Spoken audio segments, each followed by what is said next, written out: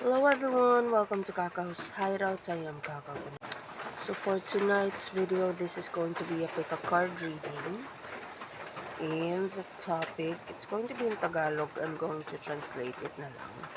So, the pick a card reading topic is, ngayong wala ka na, anong nararamdaman niya? Like, so obviously this is for someone na you no longer have any contact with, you no longer have any interactions with, maybe someone you blocked or someone who blocked you. So choose a number between 1, 2, and 3. And my dice is telling me to choose, dali sasali ako of course, 2. Okay, number 1. If you have chosen number 1, anong nararamdaman niya ngayong wala ka na or ngayong wala na kayong connection or pwede rin break na kayo, hindi na kayo nagkikita, whatsoever, parang cut off completely. Number 1, ang nararamdaman niya is temperance. So, parang in a way, it's relief na parang I can finally focus on my priorities kasi temperance is priorities. Yung priority for himself or herself at saka yung priority sa others. Bottom of the deck is the 5 of Swords. So, this is good riddance. Na parang finally wala ka na, wala nang magulo, wala nang hahanap ng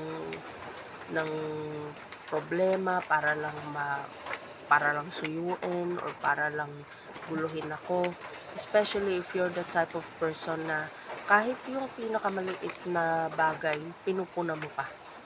Tapos for some reason I'm seeing the Queen of Swords reversed in my vision. So maybe you're the type of person na you do this, you do that, pero damned if you do, damned if you don't yung energy ng taong to, number 1. Like, if susundin ka niya, tapos nagkamali, kasalanan niya. Pero if susunod naman siya sa gusto niya, tapos hindi siya susunod sa'yo, mali pa rin siya kasi dapat ikaw yung sinunod niya. So, what do you need to do about this? Try your best to look into the situation as it is. Do not justify your toxicity.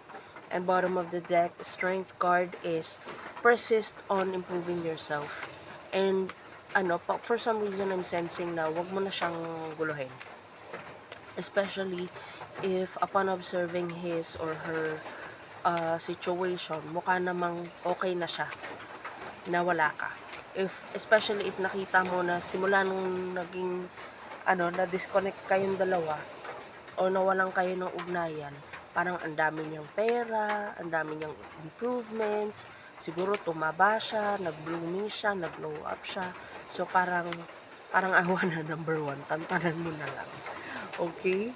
And then focus on yourself on how you can make yourself happy for this person kahit na parang nakikinikinita ko na you're always focused on naging advantage mo sa kanya, ano yung mga naibigay mo, ano yung mga naitulong mo, parang kinut off ka na. Maybe you're just well, not maybe, usually pagka ganyan, you're just an instrument of God to be this person's benefactor. Pero yung blessings mo, hindi naman talaga sa'yo yan parang sa'yo lang pinadaan. So, wag nang mangwenta. Okay? Focus na lang sa improvement and cherish the life lessons that we've learned with your interaction or with your relationship with this person. Okay? Now, number 2. Anong nararamdaman niya ngayon na wala ka na? Number 2. So, this is Chariot. Parang siya, nag-move forward siya. Bottom of the deck, parang yumayaman tong taong to. Okay? Now, this is someone na parang for some reason, ang role mo sa kanya is Hierophant reversed. Parang you're the number 2, you're the person who pushes this person in your mind to think out of the box, to not follow the usual. Parang kasi siguro tong taong iniisip mo, number 2, this is someone who's always conscious kung ano sasabihin ng tao if I do this, kung anong magiging reputation niya if I do this, ganyan. Pero nung wala ka na, number 2, parang hindi niya na ino-overthink lahat ng gagawin niya. Maybe kasi hindi na siya conscious kung anong magiging opinion mo about it. Parang gora lang siya ng gora. Pero ang nito, bottom of the deck is High Priestess. So, there's a big possibility na mas tumalas yung intuition niya when it comes to um, pangangapaang kung anong magandang gawin. Now, what do you need to do about this number 2? Temperance reversed. Parang, I'm not seeing naman number 2 na you're overthinking or parang lagi mo siyang iniisip. Parang ikaw rin kasi, nung nag-disconnect kayo, number 2, parang busy ka rin. Parang ang dami mo rin kailangan gawin. Ang dami mo rin kailangan tapusin. And bottom of the deck, 5 of Wands. It seems like number 2, naging mas competitive ka sa larangan na pinasok mo. Or mas naging assertive ka. Parang pareho lang kayo. Siya, ino-overthink niya yung mga gagawin niya. Tapos siguro nung kayo pa or may connection pa kayo, parang isa ka sa nagiging cause ng pag-overthink niya kasi wini-weigh mo yung pros and cons. Isa ka sa tumutulong na sa kanya na gawin yon. While her, siya naman yung parang na-feel ko na parang siya yung nag-a-advise sa'yo how to sort your priorities from the most important to the least. Especially kung easily distracted ka, number 2. So, parang nung nag-disconnect kayo, parang siya, gora lang siya ng gora, wala na siyang overthink. Tapos ikaw, mas nagiging systematic ka without having to consult her. So, parang yung connection nyo, yung kawalan ng, yung breakup, yung fallout, parang naging advantage yun to be self-reliant. So, in a way, that's very advantageous for both of you. Okay? Now, let's proceed to number 3 if you have chosen number 3. Anong naramdaman niya nung wala na kayo? This is Queen of Swords. So, parang masaya siya. Kasi, maybe you're the one who's always Page of Cups. So, ayan naka-headphones pa. Parang hindi ka napapadistract. Tapos parang siya yung lagi nangungulit sa'yo na itong practical na gawin, itong logical na gawin, unahin mo to, pagkatapos ito, pero yung energy mo, number 3, parang, oh yeah, right, mamaya ako nagagawin yan. So, parang ngayon na wala na kayong connection, parang, ay salamat, hindi ko na kailangang mag-worry for someone who doesn't worry about himself or herself.